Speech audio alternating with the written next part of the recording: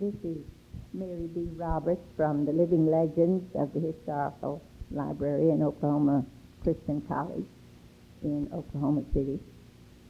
I'm interviewing today Mr. John Hyde of Alva. Mr. Hyde is a farmer and a rancher. And the next voice you hear will be that of Mr. Hyde.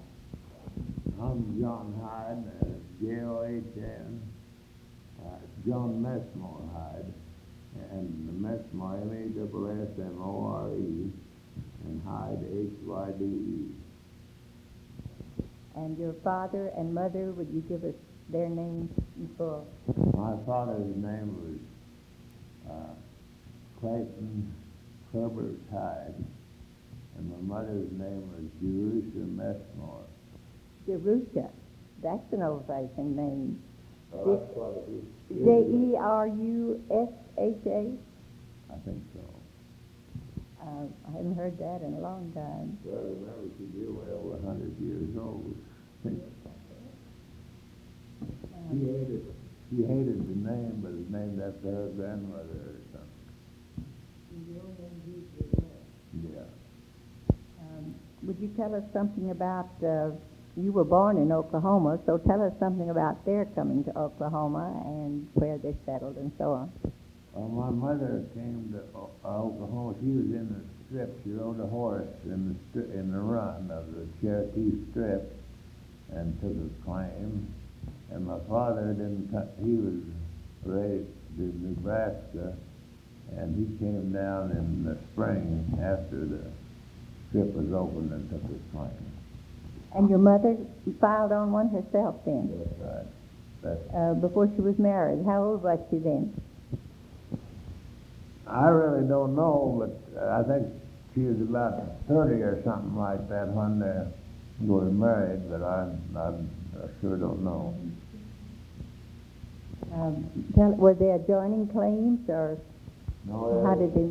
They were about 4 miles apart. The way they met, at my grandfather Messmore's, they had a Sunday school, and the people come in there, and that's where they got acquainted. And then her claim, and he had a claim. Tell us how they managed that. Well, the way the law was, you could live on a claim 3 years and pay $1.25 an acre and prove it up. Or you could live on it 5 years and you didn't have to pay anything. And they wanted to get married, and if they got married, they couldn't prove up both places. So they raked up all the money they could possibly rake up, and they liked $125 of being able to pay out the $1.25 on each quarter.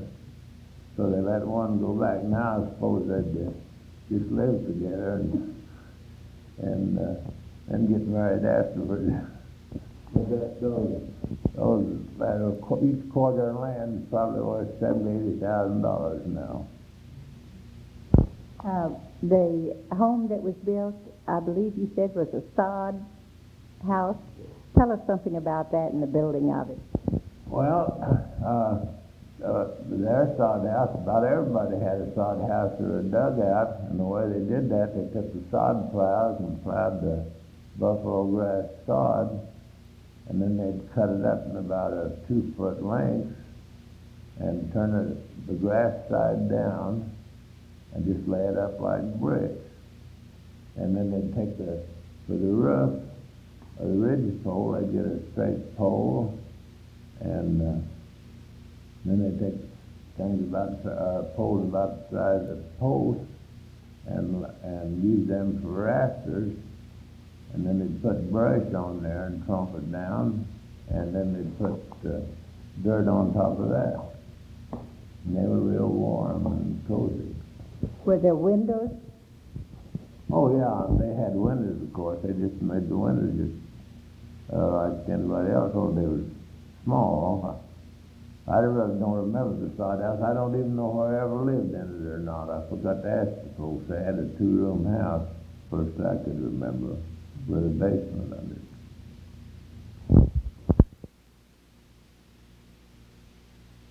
home now? Well, the basement had a dirt floor, and whenever they swept it, it was real smooth. They'd sprinkle water on it and then sweep it. And my dad hauled rock from the hills out west, about 18, 20 miles, and laid up the walls. And I guess he hauled all winter, and I don't know how much longer. He said it takes about enough rock to lay up the walls that does fill the basement, the way it always seemed to him. And one time, when we was living down there, I had a little brother and sister, I forget which it was. They had about a 12-inch rain, and the windows had windows in it, and the window wells, and it got so much water pressure that it just pushed one of those windows in, and one of the babies was laying on the bed. I guess that was a baptismal time right there, I wasn't can it? remember a little bit about that. Yeah. Well, I can remember being out there. They cooked down the cellar too, and they had the kitchen and everything. We ate down there. And I remember being out there looking down there while they was getting the water out, and the next day about starved to death, so waiting for them to get the water out so we could eat it. That's about all I remember about the day. Well, tell us about your start now and your ranching and your farming and so on. Give us a brief history of your activities. Well, we started to farm and milked a whole bunch of cows. Started farming with horses, used 8 head on a team. And then to come along last to the 20s, well, we bought tractors, John Deere tractors, and had combines and everything. And we bought our land, had bought a half section of good land. And then the Depression came on, and First National Bank went broke here in Alva, and they had a mortgage on the wheat, and they was going to have the collector was going to have all the wheat, and the John Deere company wanted the money for the cutting, and they wouldn't let them have it, and so the John Deere man wrote the mortgage company that I wouldn't pay for the use of the machinery cutting the wheat.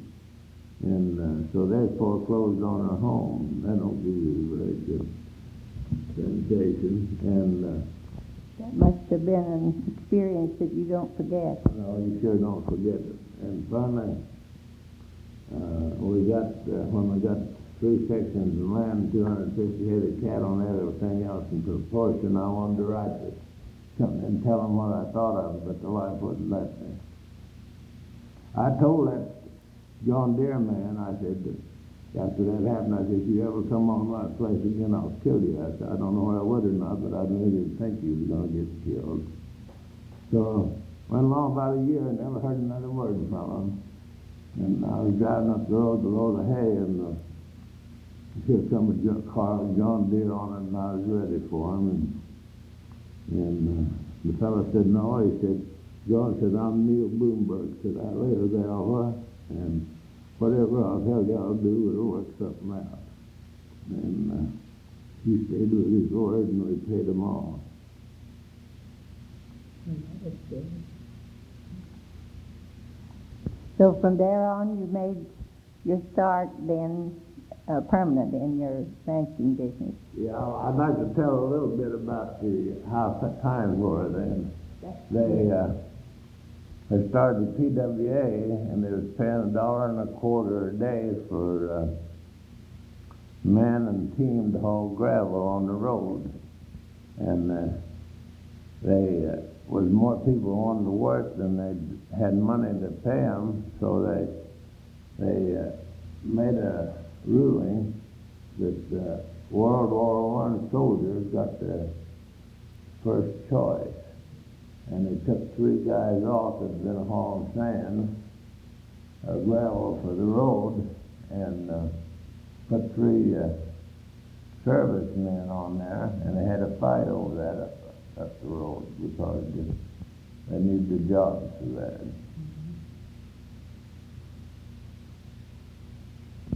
Those were hard times, weren't they? They weren't very good. Depression times.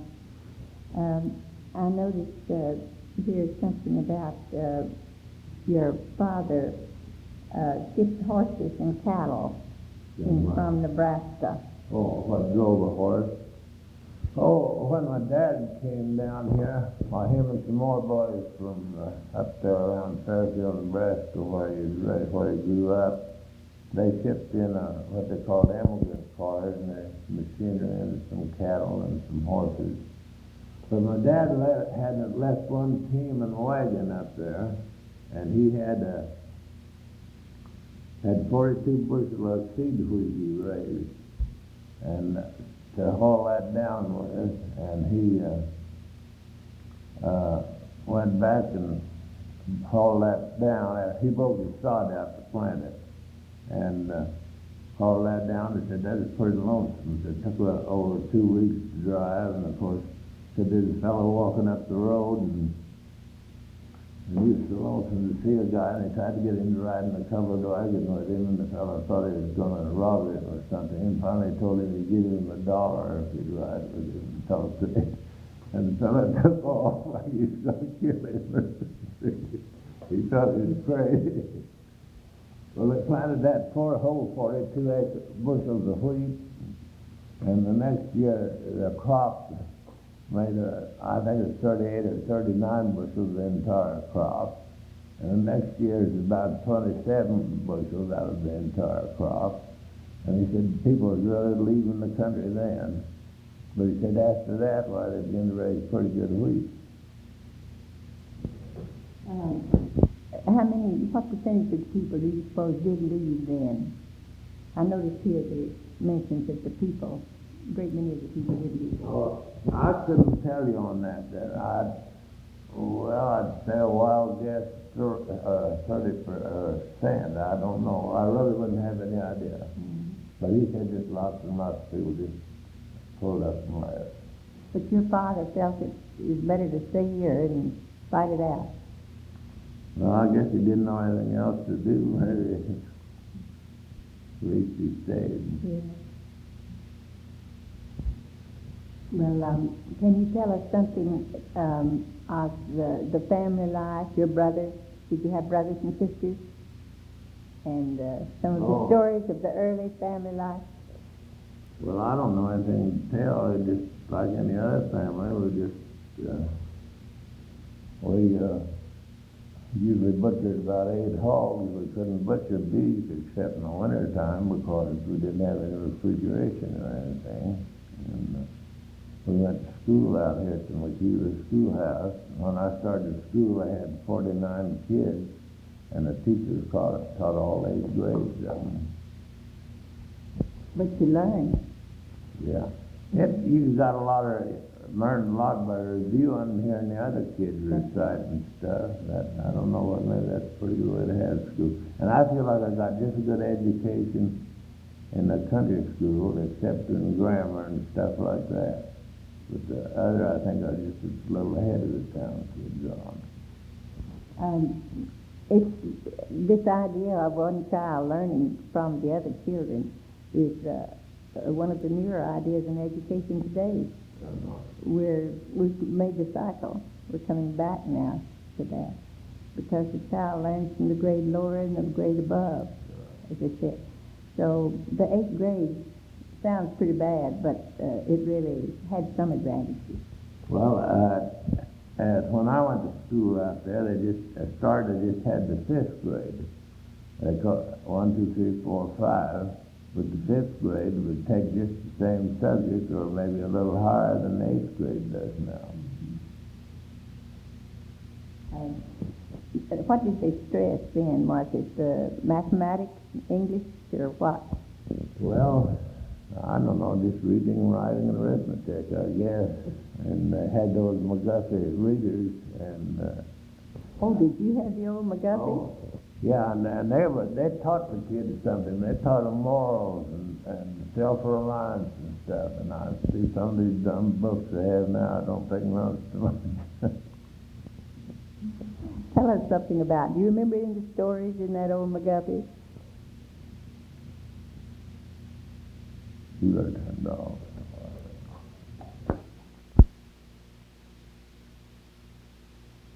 But it's something about the kids are getting out and swimming, you know, and for a thrill, they'd holler, help, help, help. And they just kept doing that, so they didn't pay any attention to them. And one of them drowned when he was really trying for help. That's sort of the story. It's been 60 or 70 years, 68 years since I had it, so I don't know. Those stories I have heard usually had morals hidden in them, like that one about the yelling for help and then really needing it. And I have heard that the old McGuffey was very pointed in some of its character building. They were very interesting books, too. The kids really enjoyed them. Tell us something else about your early school. Well, we lived 2 miles from the school, and we could walk or ride a horse or drive a buggy. And then I remember one time we had a team of mules, and one of them great old, what they call butcher knife wagons, real high wheels. And we decided to drive that to school, a wagon. And then there was about 15, 20 kids went east from the school like we did, you know, a mile east, and we'd run them mules wide open and that wagon flopping around, and that went on for about a month, and I don't know how Dad ever found out about it, but he sure stopped that. Tell me, describe this butcher knife wagon. That sounds interesting. Well, the reason they call them butcher knife wagons, they were narrow tired, and they always said they'd cut down into the ground just about like a butcher knife. Most wagons, when I was a kid, there was those narrow tired wagons, and those wide tired wagons, they called them freighting wagons. So that was the difference. Did you continue into high school at any other place? We went up here to the Northwestern State Normal and went a little farther than high school. They had a 6-year normal school, and they taught the same as they did the high school, and about 2 years of college. You remember who was in charge then, or any special teachers, favorite teachers you had? Well, I think Grant Gumbine was president when it started, and I had several excellent teachers. One of them was Dr. Carter, and one of them was Mr. Benson. I can't think of his first name, and one of them was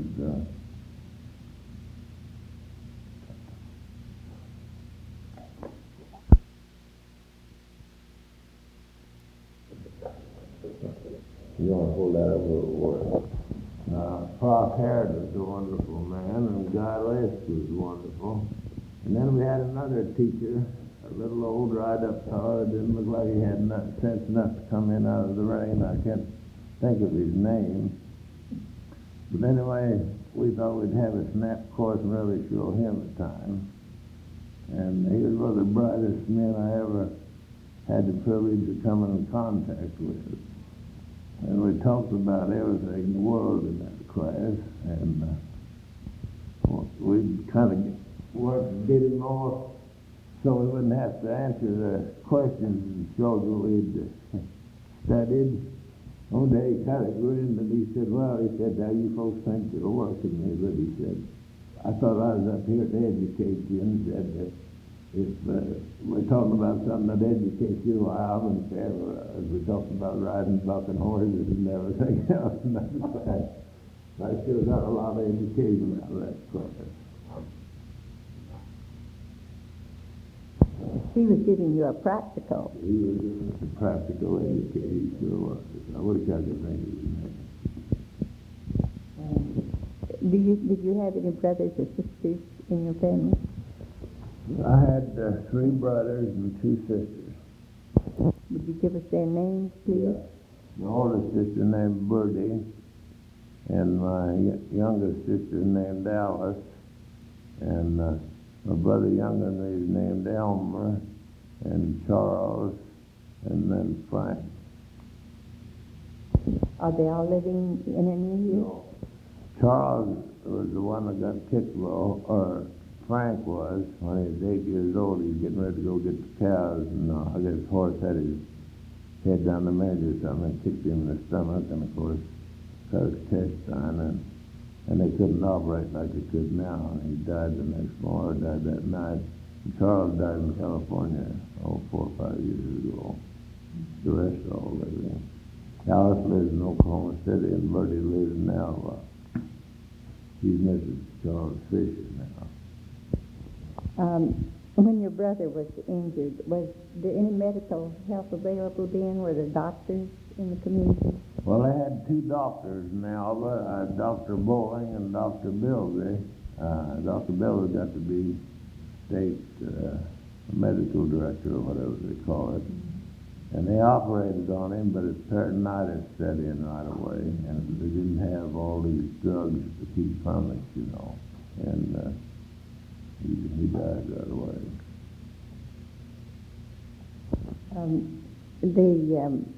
Were there hospitals at that time, or how were the sick cared for? In the homes mostly? Well, they had a hospital up here. It was, just more or less like you'd think of a rooming house, and they didn't have much equipment, you know, and they'd done the very best they could, but they didn't have the equipment, and they didn't have the drugs. The main thing, or one of the main things, they didn't have the drugs to kill germs. Now they just throw a bunch of powder in there when they operate on them, and it kills all the germs. And, Antibiotics. What I was trying to think of. Could you tell us something now about the community and its development? What did it look like as you first remember Alva? How many stores did you have, and what were they? Well, there was stores just about all around the square, because I don't know, they probably had 10 or 12 grocery stores. They were small grocery stores. And about what year was this now? Just estimated. Well, that would be about 1905 or something like that.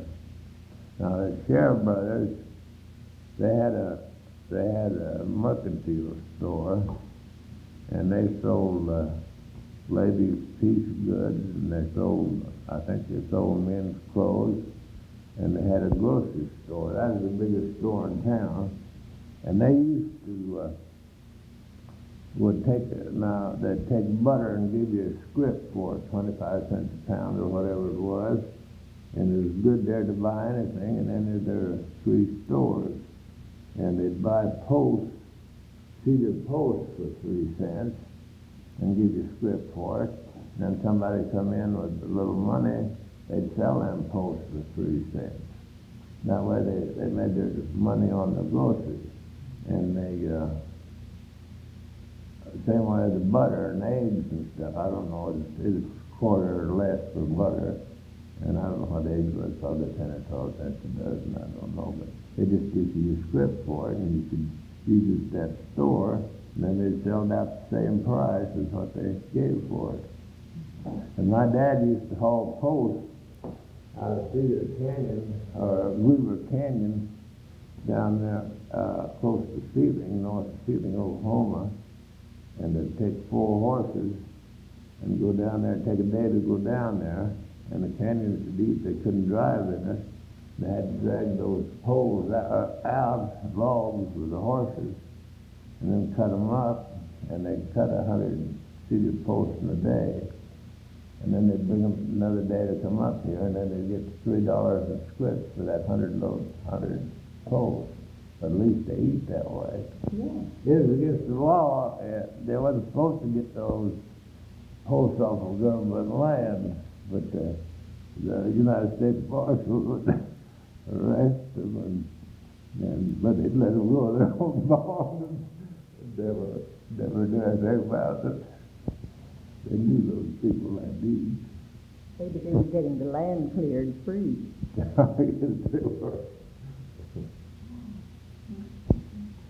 Well, can you tell us some of the more frightening or traumatic incidents that you recall of the family and of the community? I can't think of anything very exciting or frightening. No. Have you had any storms or anything that particularly affected the community life or neighborhood? Well, we haven't had out there where I was raised. I was raised mostly west and a little bit north of Alva. But southeast of Alva, they've had several tornadoes go through there. And I remember it wasn't over 15, 20 years ago, maybe 25, that they killed about 7 or 8 people out there. And one fellow I remember had quite a little bit of money in his, well, that is another storm. It was out around, that's the Woodard storm. But it came on up around Whitehorse, about 15 miles west of Alva, and the man lived there and it blew their house all the way and everything, and he had, I don't know, $1,000 or so in his pocketbook, and they found it in Capron and said he give it back to him. That's about 20 miles from where it was. There are always unusual incidents. Those storms are freakish. They do crazy things. When they had that storm through there's somebody coming through with a trailer, and they was camped out there along the road a little this side of where the storm went through, and the wind just blew and took their trailer, and the man said to the wife, I wouldn't want to live in this country at all. And then the next morning, they started on, they see where houses blown away, and then they stopped and told them out there at the filling station about what they thought about the southern. Just naturally what it's going to be rough. No, that was an Alva's natural winds out here on the prairie. Woods County was today, Alva, Oklahoma. What form of amusement have you had as a boy and on up through? Well, I don't know. I can't think of any special amusement I had. I guess we used to go to Nickelodeon. We used to have an open-air picture show here. It's a nickel. We didn't get to go very often, however. We lived out in the country. But they only charged a nickel for the show. And went to circuses and stuff like that. And everybody about went to church then. Hardly anybody worked on Sunday. They really thought if anybody worked on Sunday, they was heathen. And I still think a man do about as much work in 6 days as he can in 7. Did you have church socials to raise money for the church? Well, they used to have literary, what they call literary, and they'd put on little plays and stuff at the schoolhouses, and things like that, and have, I don't know where they raised money, I don't know how they got the rest of the church. Well, they passed a collection plate, and I know the farmers would butcher, and they'd take a ham to the preacher and stuff like that, and produce, and I suppose they paid them some money too. I really don't know. My father was one of the preachers. Oh, he was? Not here in West Texas, just on towards Stratford and Hampshire. Well, I thought they did about the same thing. He organized those churches. My father was the first minister there. And so I know what you mean when you talk about the ham and the beef and the garden sash, as we called it.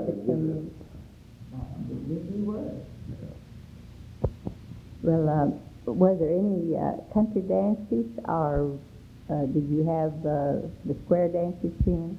Well, I had dances, but my mother didn't believe in dances, so we didn't go till we got pretty well up with young men and women. Mm-hmm.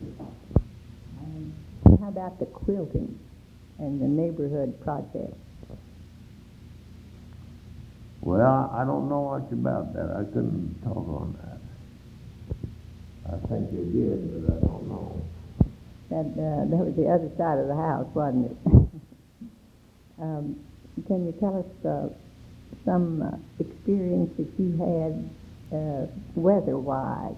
I understand that the weather here in Oklahoma changes quite frequently, sometimes causes difficulty for ranchers. Well, I don't know. I remember before we was married, my sister was married, and I'm my present wife, or the only wife I ever had, was up to their place, and it was before Christmas, and she was going to see her father. And about 2 o'clock in the morning, we hitched up the team to come to bring her to Alva to catch a train.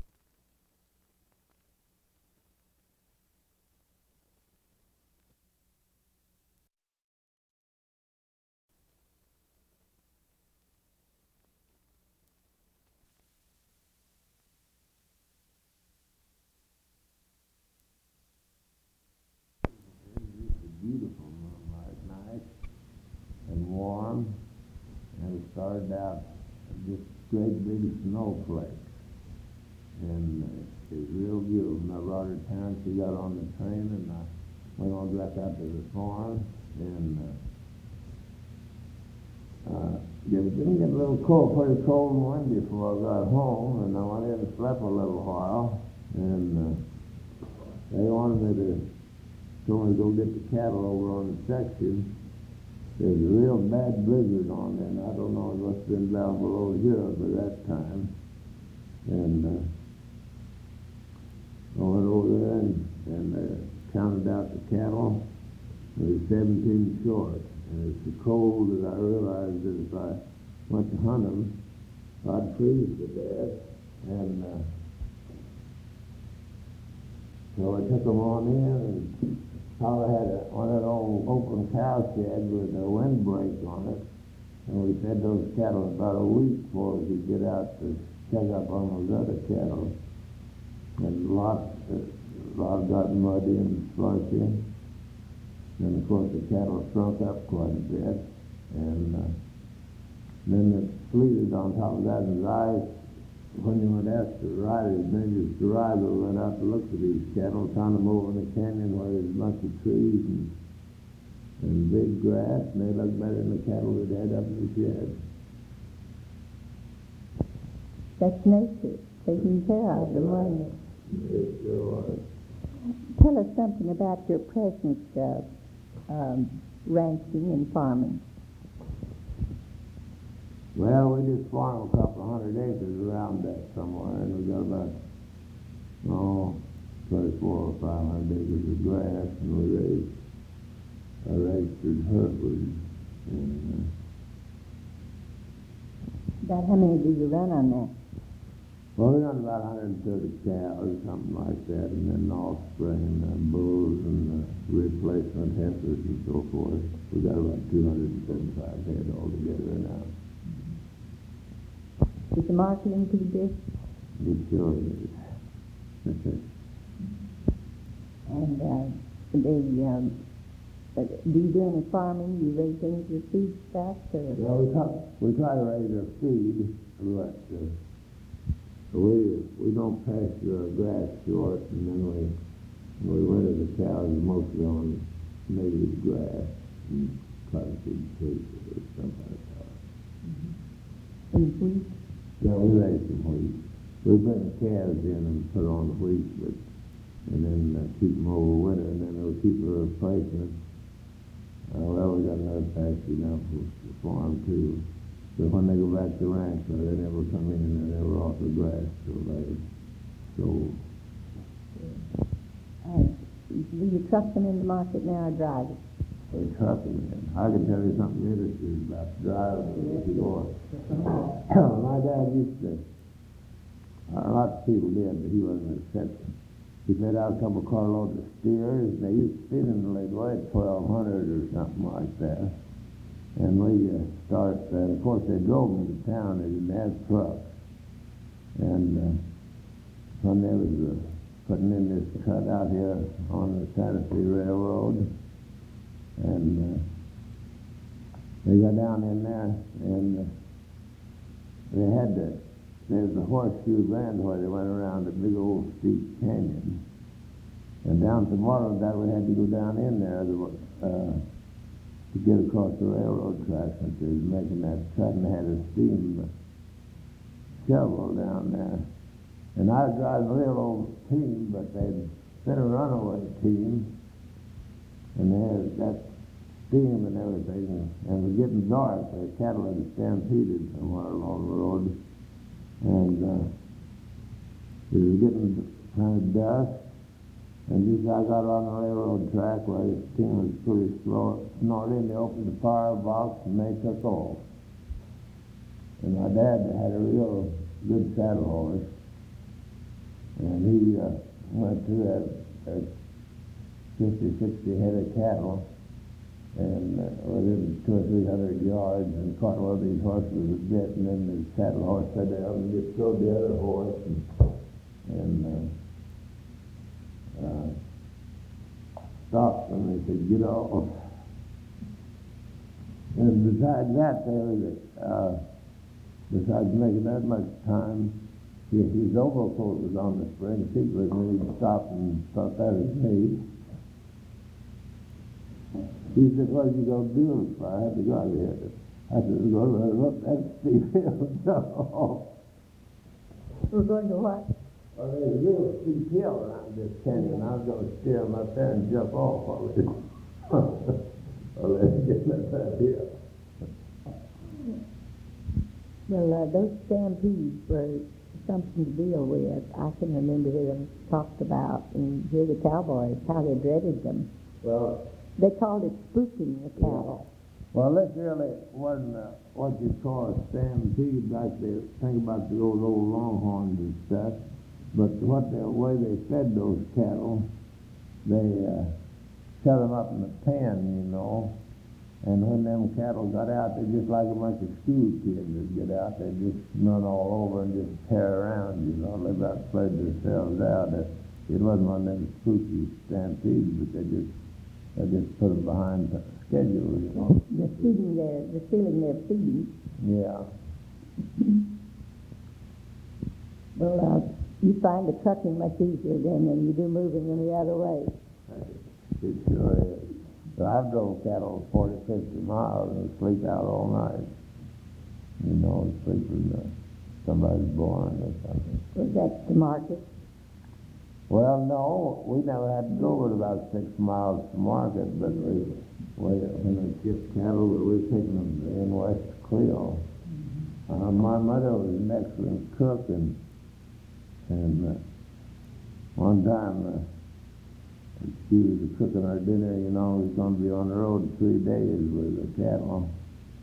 And she had a lot of old roosters, and somebody told her that they put vinegar in with them. Why, it'd tenderize them and they'd be good. She picked up a bunch of them, you know, and that sure wasn't much, I'll tell you. We was getting real tired of that stuff. You said your vinegar chicken? Yeah, they was awful. And that's the only bad meal I ever knew her to cook. So we were getting down there close to where we were going to leave these cattle, and my dad had a Model T. And he said, "We'll eat out here," or said, "If you wait, take cattle on in, we'll take you to Clear and get you something to eat, and get you a steak." And so we told them we'd wait, and we got the cattle in there about 2:30, and they took us on into Cleo. And it was just a little bit of restaurant, and there were several of us working. And so we ordered the steak, and it was if there's anything that makes you hungry, it's riding a horse. And of course we was young and had a good appetite besides that. And we got in this little restaurant, and I know they had to go out and get these steaks and then cook them. We'd like to starve to death, but at least we got filled up. What civic organizations here in Alva are you interested in? Well, interested in all of them that's trying to do good, but I don't belong to any of them. Your Chamber of Commerce here is very active, I noticed. Yeah, we got a good chamber of commerce, for sure have. Are your church affiliations here or out near your ranch? No, we go to Major Church right across the street. Yeah, we have ever since we've been married. I don't believe I got your wife's name. And where did you meet her? Met her up here at the Normal School when I was going to school. And the first time I called her up, I had some boyfriends up here, and I called her up for a blind date, and she turned me down. That makes you think more of it? No, not necessarily, but I always kid her about that. And her name was, before she married? Frances, no. No. No. How long after that, before you were married? Well, I expect it was about a year after that before I met her. I never had met her before. I don't remember. She wasn't very anxious to meet you on that blind date, was she? She was kind of particular, I guess. But the boys gave me her name, so I called her out.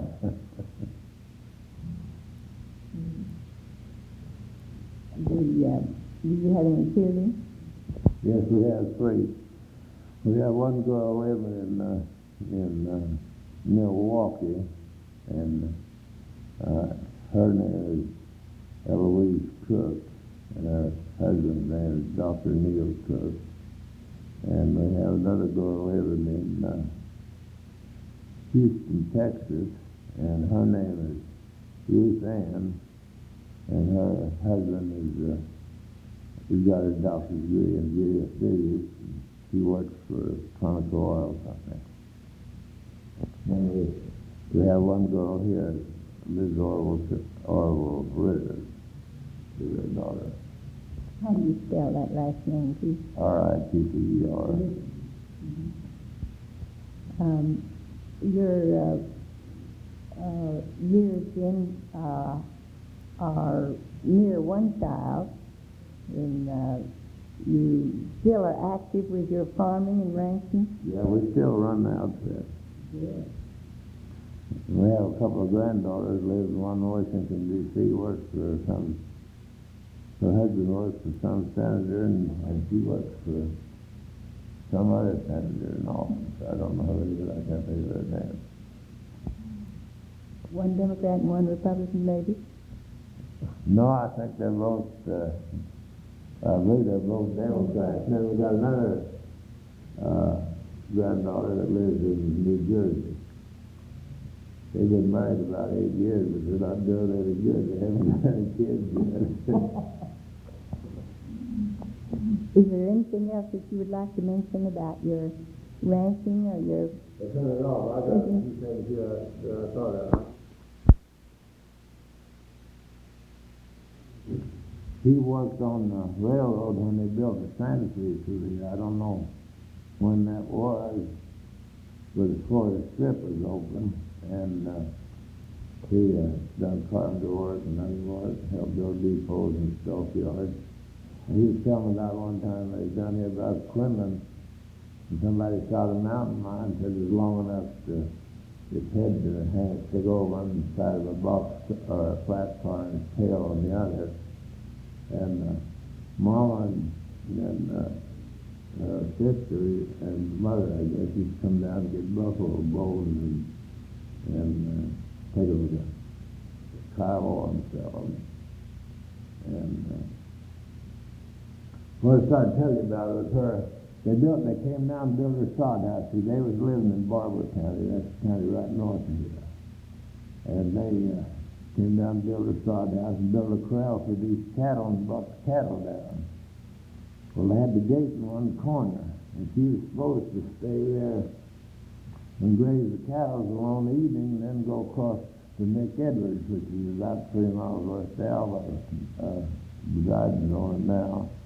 They were friends and stay all night. And it got real foggy. And these cattle didn't have any lane to get them in. They just go around and around and around that pen. And finally she got him in. It was getting dark and foggy. And she started over there. She got lost in the canyon. And my sister said that she was going to sleep there and then heard a rattlesnake. I don't remember that. But anyway, she knew she was lost, so she turned his horse loose and went back to the sod house.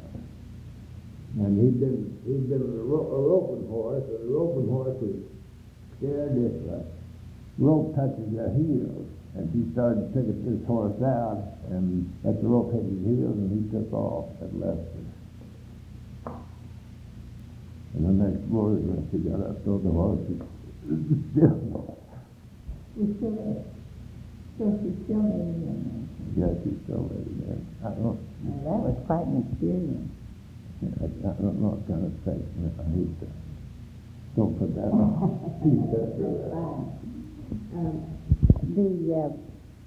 Those early experiences like that, people don't realize how dangerous they could be. Well, you know what? There weren't many signs to go by. You could easily get lost on these prairies. You might have small people. They talk about inherent stuff. They talk about dangers. So our ranch, about a mile northwest, there was a big spring there where they used to freight from Medicine Lodge to Fort Supply. And Scott Cummings was down there one day eating his dinner, and he heard a lot of sheep up there in the hills, and so he just met the leg and took off, you know. And it was what it was now it's for strippers over. What it was that they had a bunch of Sioux Indians down here at Fort Supply, and they got away and was going home, and the soldiers caught up with them up there. Now I'll tell you, when I was a kid, they didn't seem to be dangerous, but I'd have been afraid to go across there from Fort Supply or from Medicine Lodge to Fort Supply, and just imagine that driving straight from home across there by itself. Well, Scott Cummings' grandson lives out Freedom, and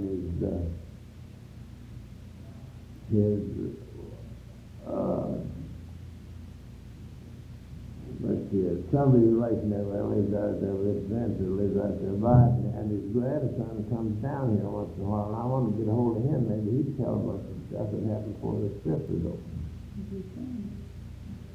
But I didn't get to see him right here the last time. He said he's going to hunt me up next time. Do you think anything else you'd like to make on the record? I think I've read too much now. No. Thank you so much, I Mr. can Hyde. tell you about how the boys used to attend each other when they were bashing down there. They were telling about one of the boys got him a new throw rope. I think the city cowboys called it a head rope. And he was up north on the creek, you know, and they roped him a bobcat. And he was afraid the bobcat was up to get on the horse. And so he run back down there about a mile and a half to this house, sod house, and followed a whole bunch of boys in there, you know, and he ride around and around, and he'd say, shoot it. And they already had drugged to death. And they couldn't find the gun, and they couldn't find the shells, you know. They'd like to run him to death. That was quite a circle for the bobcat, wasn't it? And another thing I thought was kind of interesting, Sam Gurd, one of the young fellows, came down here, and he had a claim about 2 miles from where my dad was. And I guess the boys sort of holed up there because there was a little bit of a sod house. And one night about 2:30, he got bit by a black-winged spider. And everybody used to think it would sure kill him, you know. But he didn't want to die over there by himself. And he didn't want to start walking across the prairie and really die on the prairie. And of course, he lived, but that'd be kind of a bad sensation on it.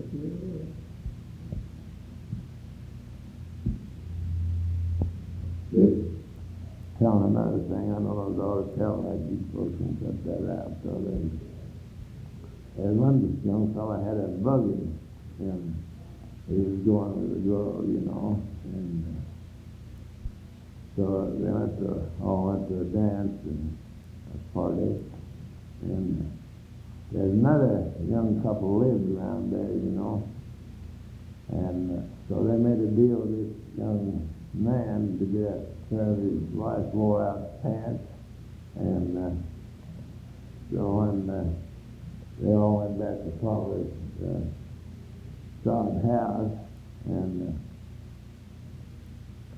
so he didn't get in till late, and they took these pants out there and put in the buggy, you know, and the next morning when they got out, when he finally woke up, they were getting after him, and they said, "No, I didn't think that was that kind of a girl," and he swore he wasn't, and they detained him and everything.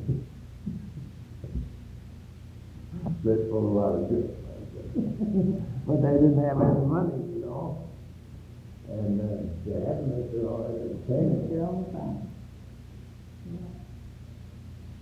I got nothing to run all day, so Oh, we'd be glad to have any of the stories now, or anything else that you'd like to say, Mr. Hyde?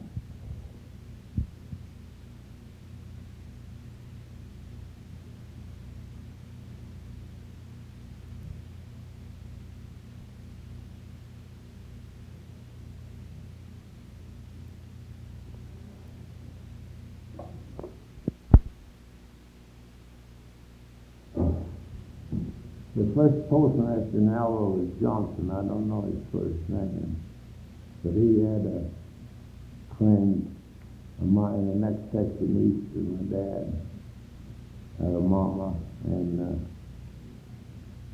Papa was coming home one day on a horse from town, and this kid was out there trying to run the side plow and crying, and Papa said it for it got us going, you know. And, so during World War I, while Papa was on the Agricultural Committee of 17 by President Wilson, you know, and he was up in Washington, and there was a lot of generals and stuff, and all over there, and of course I thought they thought a little ill to read, pretty severe old guy over there, and he said, this guy can set a sod plow better than anybody in the United States. And he said, he's Johnson. Well, I think I'm this way. Your father must have been a real authority then on this area and its needs and problems. Well, probably, you know, I suppose so, maybe. But there's not any of them old boys here anymore, hardly. Mm.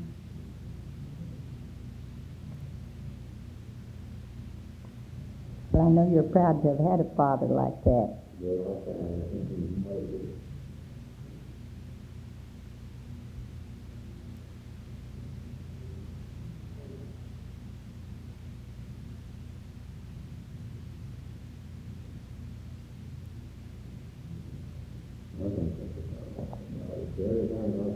Well, thank you so much, Mr. Hyde. We appreciate this interview. You have to cut it out a lot. This is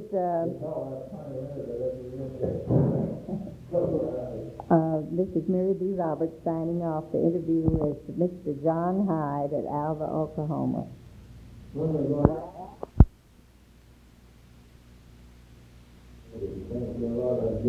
It's nice to meet you, Mr. Hyde. This concludes the interview with Mr. Hyde, who is, how old?